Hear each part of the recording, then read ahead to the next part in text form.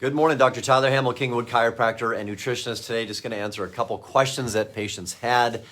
So number one, the question was for back pain. Like, why am I having back pain? Oftentimes patients come in, obviously they know they're having aches and pains. Maybe they can't move as well as they would like to, but they're trying to figure out why they're having this issue. They can't think of an incident or a single thing that might have caused their back pain.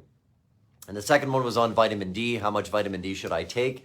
Like, what's it good for? How much should I take? And we'll go over that as well. So number one, back pain. So we want to think of any type of pain that you have, whether it be back pain, shoulder pain, neck pain.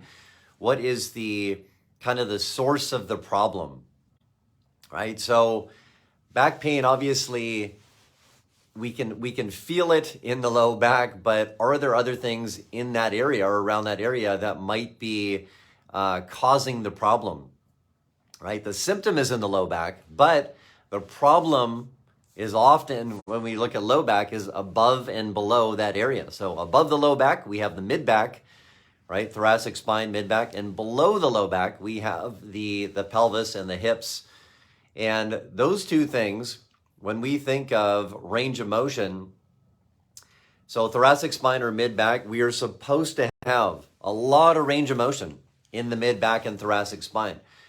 The hips and the pelvis were supposed to have a lot of range of motion in that area as well. So when we look at low back pain, or why would there be that much extra stress on the low back, then oftentimes we have to look at those two things, thoracic spine and the hips and the pelvis.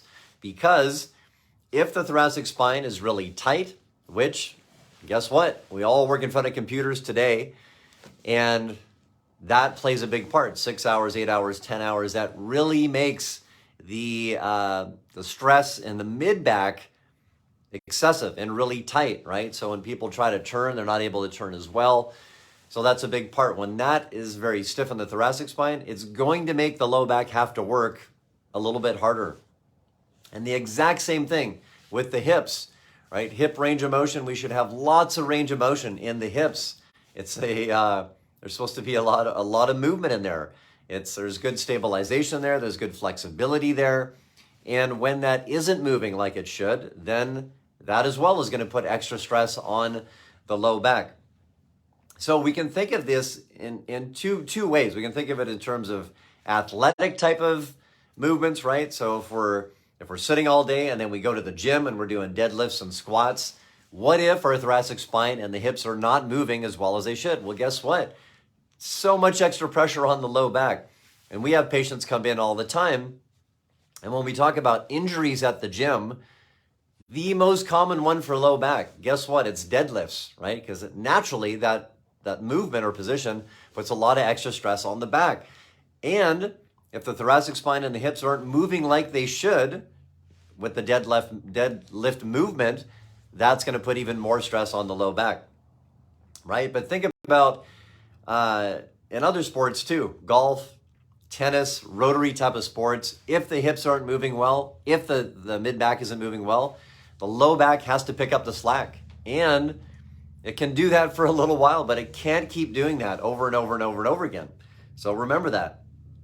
And then for folks out there that are not as athletic or maybe more sedentary, just that sitting posture all day, which a lot of us do, 6, 8, 10 hours a day, that puts extra stress on the thoracic spine and the hips, right? Those areas just have so much compression because of the postural stress that that becomes affected, right? So we see that with postural stress, not just low back pain, but neck pain, shoulder pain, right? When we're hunched forward this way, there's so much stress that's on the spine. Eventually, it's going to happen that you're going to have something. It could be neck pain, back pain, or headaches that we see so many people because of COVID and working at home in an office that is not ergonomically set up very well. And even if it's set up very well, if those folks are just working 8 hours a day and not doing any types of corrective postural exercises, and there's simple ones you can do. You've seen me do videos before, but I recommend every hour patients that are working on computers Every hour you got to do something that's the opposite of this, and only for probably 2 minutes. That'll turn things around. So remember that low back pain is really kind of the symptom. It's not always the source or the cause of the issue, right? So if you have low back pain and you've only been doing stuff for the low back, and it's not getting any better, you might want to look at the above the thoracic spine and below pelvis, hips, and things like that. So number 2, the question was on vitamin D. What is it used for? How much should I take? So vitamin D, it is such a no-brainer foundational type of vitamin, and even considered a hormone. And so what does it support? Immune system for sure, right? With COVID and everything going on, just to boost your immune system. Take 10,000 IU a day. It's super inexpensive, super cheap. And it's a no-brainer. It's simple. So it also plays a part in the production of hormones, and also helping out with inflammation, helping out with gut microbiome and health of the gut. So it's a no-brainer, right? If you want to see changes in your health, if you have too much inflammation or gut issues, or your immune system isn't up to speed, start taking 10,000 IU of vitamin D every single day, and give it a month, and then see how you're feeling after that. So again, today we talked about back pain. We talked about vitamin D. If you guys have any questions, patients or non-patients, just put it in the chat box below. I'll do my best to answer those. But I've been doing this for 20 years, and I've just seen what's worked over time as far as natural things that you can do to help your immune system, to help back pain, aches and pains, inflammation. On the nutritional side, what you can do. So please ask questions, put it in the chat. If you got something from this video, please like it, share it. Just think of how many people out there you know that have back pain and maybe not getting any better. Chronic back pain, right? For months or even years. Sometimes patients come in, they've had back pain on and off for like 20 years. And that's no way to live, right? We're not meant to live with pain. So there's lots of things you can do, lots of natural things you can do to help with back pain. You just gotta know what to do. You gotta see somebody who knows what to do. If that's you, if you're stuck in that position and maybe aches and pains, neck, back pain, and not getting any better, please come and see us, right? We give you an evaluation, find out exactly what's causing the problem, and then give you a plan to fix it, right? So it doesn't help to know what's causing it and not do anything to fix it. And there's lots of different things. We give home exercises and corrective exercises to every single patient. Those who do them, they get better faster, right? They get better quicker. So, a question from Jane. She says, neck, back pain right below the shoulder area in the center of your neck, back area.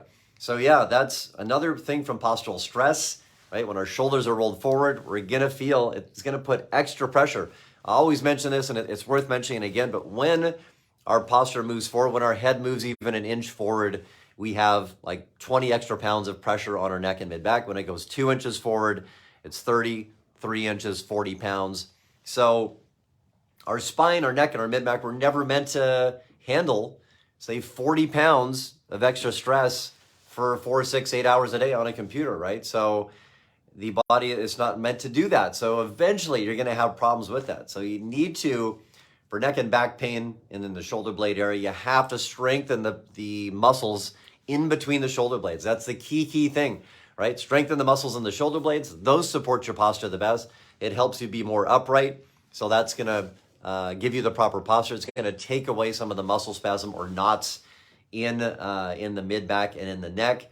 And just face it, when we're over this way a lot, we're going to feel extra pain. We're not going to be able to turn our head as well, cricks in the neck, headaches, things like that. Those are just things that go along with that. So postural exercise, you have to be aware of posture every single day. You have to work on posture every single day because we have so much postural stress that is going to overwhelm everything, right? 6, 8 hours of postural stress, if we're not doing any postural correction, we don't have much of a chance to get better. And I know people come in sometimes and they say, I had chronic neck pain, or I've had this pain for many, many years. And a part of it is that they've never been shown or never taught how to do postural exercises. And you just can't get adjusted to the chiropractor or go get a massage and expect to feel better if you're not doing postural exercises along with it. So again, Dr. Tyler Hamel, happy Thursday morning.